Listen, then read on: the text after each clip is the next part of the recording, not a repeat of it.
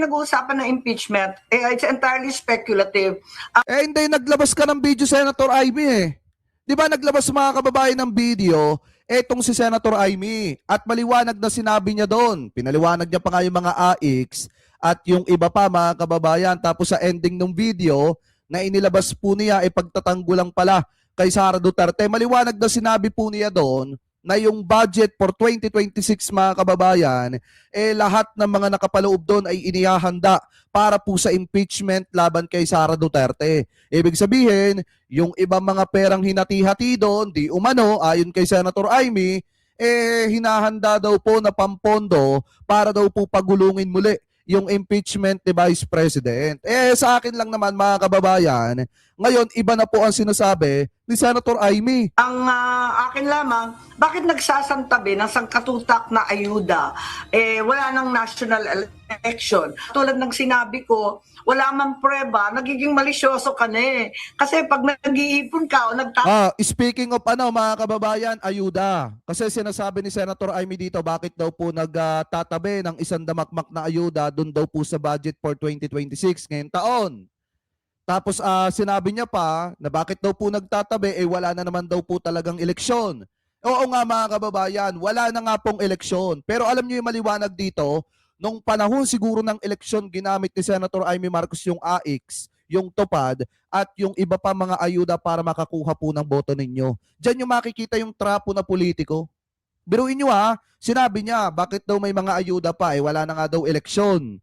Maliwanag na nung eleksyon pala, ginamit niya po pala yung mga AIX mga kababayan at yung iba pa mga ayuda, yung mga MAIP. Di po ba? Kasi biruin nyo, ang pagkakasabi dito ni Senator Amy, parang gusto niya sabihin sa taong bayan na yung mga ayuda na yan ay nagiging kasangkapan para makakuha po ng boto tuwing magkakaroon ng eleksyon. Mga kababayan, ano po? So ngayon ituloy pa natin. tabi ka ng sangkatutak na pera, para saan yun? Magtatanong ka talaga.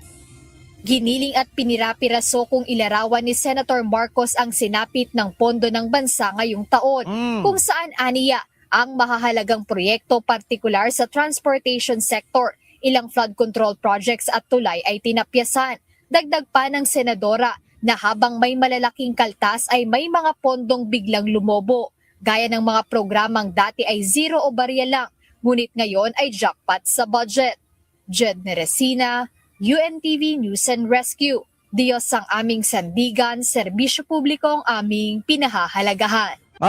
Since may mga accusation na ganyan si Senator Amy Marcos mga kababayan, expected na natin na maglalabas po talaga dyan ng sagot ang Kamara de Representantes or etong Congress. At ayon po sa Kamara mga kababayan, talagang kinukundi na po nila itong mga pahayag na ito ni Senator Amy. So ngayon mga kababayan, sabi po dito sa News 5 Everywhere, ilang kongresista pumalag sa pahayag ni Senator Amy tungkol sa soft pork mga kababayan. Ibig sabihin, bukod sa video na inilabas ni Senator Amy Marcos na sinasabi niya na kaya daw po may mga ayuda doon daw po sa 2026 national budget, dahil daw po para gamitin na pangsuhol sa madalit salita para daw po pagulungin itong impeachment ni Sara Duterte. So ngayon mga kababayan, pakinggan po natin itong pagkundina ng mga mambabatas ng mababang kapulungan dito po sa naging pahayag ni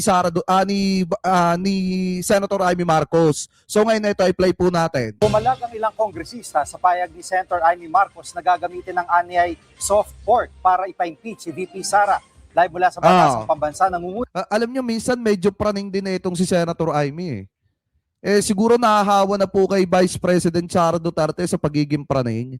Kasi biruin niyo kung ano-ano na po ang naiisip ni Senator Amy at kung ano-ano na po mga kababayan yung mga guni-guni na tawag dito, pumapasok sa kanyang isipan. Saan ka ba naman nagkatala, Senator Amy? Aminin mo man o hindi, ginamit mo yung mga ayuda para sa pansarili mong interes, para sa pangangampanya. Dahil napakalalaki ng pagmamukha nyo po doon po sa mga tarpaulin ng AX na talagang magpapatunay ng pagiging epal nyo sa mga programa ng gobyerno, lalo na pagdating po sa usapin ng ayuda. Tapos ngayon, parang ang dating, walang kwenta yung ayuda sa mga kababayang Pilipino po natin. Alam naman natin na marami sa mga kababayan natin ang talagang natutuwa kapag ka nakakatanggap sila ng ayuda galing po sa gobyerno. Lalo na ngayon at ipinatupad ng ating mahal na Pangulo na wala na pong politikong pwedeng umepal sa pamimigay ng ayuda. Ano po, so ngayon ituloy pa natin. Una sa balita, si News 5 House Correspondent Marian Enriquez. Marian, anong reaksyon ng mga congressman? Yes, Jiggy, isa nga doon sa mga nakausap ko tungkol dyan ay si House Committee on Public Accounts Chairman at Bicol Soro Party List Representative Terry Ridon. Hindi raw totoong nakasalalay sa ilang proyekto yung pagtutulak ng impeachment complaint laban kay Vice President Sara Duterte. Nanindigan din itong si Ridon na dapat sagutin ng bise yung umano'y irregularidad sa paggastos ng confidential funds. Pakinggan natin itong pahayag ni Congressman Ridon. The basis for the impeachment last year has not changed actually for 2026. So if House members or civil society would want to file it again as soon as the one-year ban is finished, I think they are free to do so. Tama! Kasi sa totoo lang mga kababayan, nung una nga medyo naging katanggap-tanggap pa yan sa taong bayan. Kahit na marami po ang nadismaya. Dahil nga doon sa sinasabi po nila na may one-year ban rule mga kababayan, ganon. Ngayon kasi, pagtungtong po ng February 6, 2026, expired na po yun. Ibig sabihin, lahat ng mga kababayang Pilipino natin na concerned citizen na gustong mag-file ng impeachment complaint laban po kay Sara Duterte, malaya po kayong gawin yan. Kasi nga unang-una, expired na po yung sinasabi nila na one-year ban rule about po do sa issue ng impeachment ni Sara Duterte. So ngayon na nakakapagtaka po kasi dito, habang papalapit ng papalapit, yung February 6, dumarami yung mga kwentong barbero na kesyo pinupondohan daw yung pagpapagulong ng impeachment laban po kay Sara Duterte kahit wala namang katotohanan. Kaya nga hindi ko alam kung saan nakuhang lupalop man yan ni Senator Amy Marcos. Yung mga sinasabi niya na yung mga ayuda ay inihahanda para isulong yung impeachment ni Sara Duterte. Maliwanag naman mga kababayan na ayon po sa kanya ay tapos na daw po ang eleksyon. Ibig sabihin, nagamit nila mga kababayan yung ayuda sa pangangampanya. At Marian, ano ang masasabi ng Makabayan Bloc na nagpaplano magsampa ng impeachment laban kay VP Sara dito sa mga binabanggit ni Senator Amy? Sabi nga ni ACT Teachers Party List Representative Antonio Tino, wala namang malinaw na inilaang pondo para sa impeachment. Hindi nila yan nakita o nakalakay doon sa 2026 budget deliberation. Pero aminado siyang nagagamit yung pondo ng bayan sa pag-incentivize umano sa mayorya para nga suportahan kung ano man yung itinutulak ng administrasyon at para gipitin umano yung mga kaaway ng Malacanang. Pero muling Di sana mga kababayan kung ginamit po ng gobyerno yan, di sana ginipit na itong si Congressman Tino. Sa dami ng mga hindi magagandang salita na ibinabato nila laban sa pamahalaan. nanindigan itong si Tino na dapat papanagutin si VP Sara. Narito ang pahayag ni Congressman Tino. Talagang may pagwaldas na nangyari sa daan-daang milyong confidential funds at talagang dapat na mapanagot siya through impeachment as well as through other means.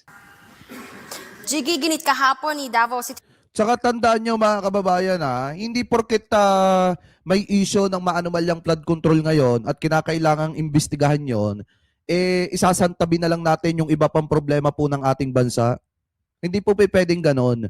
Mga kababayan, kailangan kapag may mga tao na karapat-dapat pong managot, dapat po silang papanagutin. Mapaiba man ang usapin yan o mapaiba mang issue yan. Tandaan nyo po 612.5 yung pera na hinahabol kay Sara Duterte, yun ang alam natin nung una. Pero kung makikita nyo yung mga natalakay natin, yung mga nagdaan na araw mga kababayan, hindi lang po pala milyon yung kailangang habulin ng taong bayan kay Vice President. Kung hindi, talagang bilyon-bilyong pera yung sinayang ni Sara Duterte nung siya ay naging secretary ng DepEd mga kababayan. At dapat po yan ay malaman at itanong ng taong bayan kay Sara Duterte.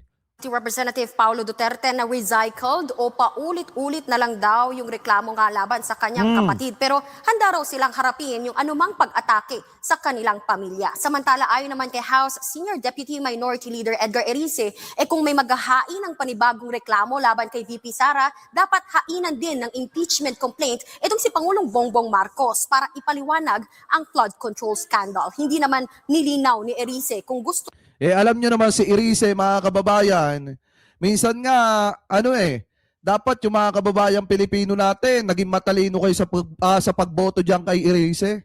Pero inyo, mga kababayan, wala namang gaanong ginagawa yan eh. Puro pagpuna lang sa gobyerno yung ginagawa niyang si Erice. Kaya nga dapat, mga kababayan, kung pwede lang magtanggal ng kongresista, dapat tinatanggal na yung mga katulad niyan. Kasi unang-una, saglip na magtrabaho, intindihin yung kanyang distrito, anong ginagawa? Isinisisi sa presidente yung issue ng maanumalyang flood control. Maliwanag nga na sa panahon ni Duterte, naging talamak din, mga kababayan, yung flood control na yan. Sa panahon lang po ni PBBM, nabisto yan. Kung hindi po pinaimbestigahan ito ni PBBM, kawawa yung mga kababayang Pilipino po natin na walang kaalam-alam dito po sa nangyayaring ito. gusto rin ba niyang ipa-impeach ang Pangulo. Yan muna ang latest dito sa Kamara. Balik sa'yo, Jiggy. Yan ang ulat ni Marian Enriquez live mula sa Batasang Pambansa. Ayan, maliwanag, mga kababayan, na posible pong gumulong ang impeachment ni Sara Duterte once na sumapit na, mga kababayan, ito pong February.